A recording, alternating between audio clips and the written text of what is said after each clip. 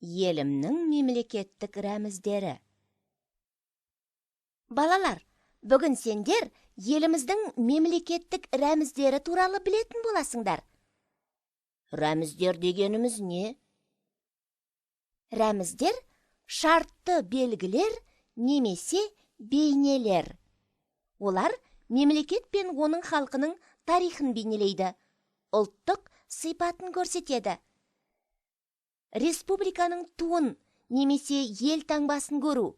Гимнді тыңдау арқылы басқа елден келген адамдар белгілі бір ұлттың ерекшеліктерін, өмір салтын бағалайды және оның сипатын анықтай алады.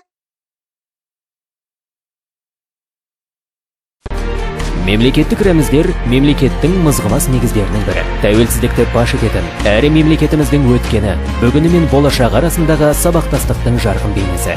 Елдігімізді айшықтайтын мемлекеттік рәміздерімізге деген құрмет азаматтық борыш қана емес, ұлттық рухқа бастар құрал ретінде қабылданады. Құрметті қала тұрғындары, мемлекеттік рәміздерді өз деңгейінде құрметтеуді сұранамыз. Ту және ел таңбаны қолданудың заңмен бекітілген стандарты бар. Яғни, мемлекеттік нышандар тек арнайы белгіленген орындарда орналастырылуы қажет. Бұл талап бұзылып, мемлекеттік рәміздер дұрыс орналастырылмаған немесе қорланған жағдайда заң бойынша қатаң шаралар қолданылатынын ескертеміз. Мемлекеттік нышандар орынсыз пайдаланылған жағдайда 200 айлық есептік көрсеткіш, яғни 400 мың теңге көлемінде айыппұл салынады.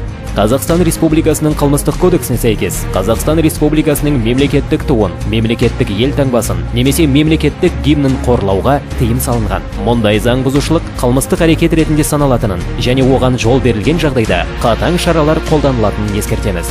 Атап айтқанда, рәміздерді қорлаған адам 1000 айлық есептік көрсеткіштен 2000 айлық есептік көрсеткішке дейінгі мөлшерге, яғни 3.964.000 теңгеге дейінгі көлемде айыппұл салуға немесе 2 жылға дейінгі мерзімге бас бостандығын шектеуге, не дәл сол мерзімге бас бостандығынан айыруға жазаланады.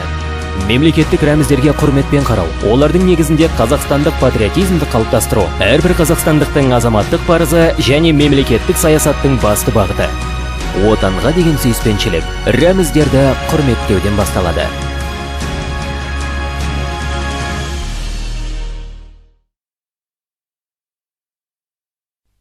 Тәуелсіз Қазақстанның мемлекеттік рәміздері 1992 жылы 4 маусымда бекітілген.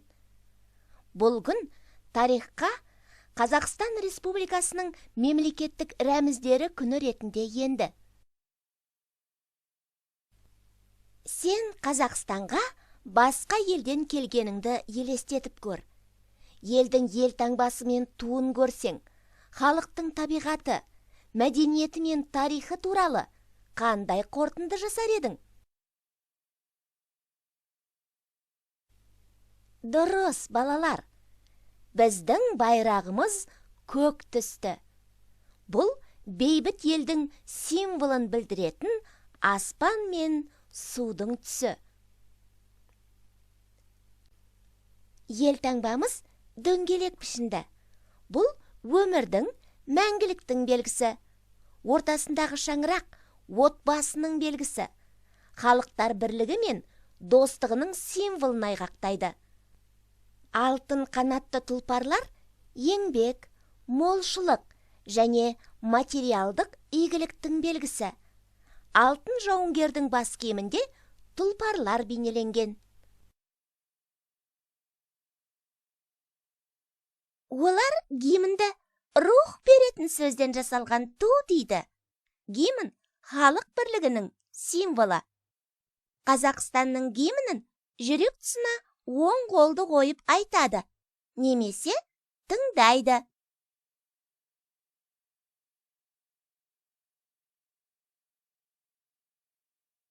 Ал енді балалар, еліміздің мемлекеттік гимнін тыңдайық.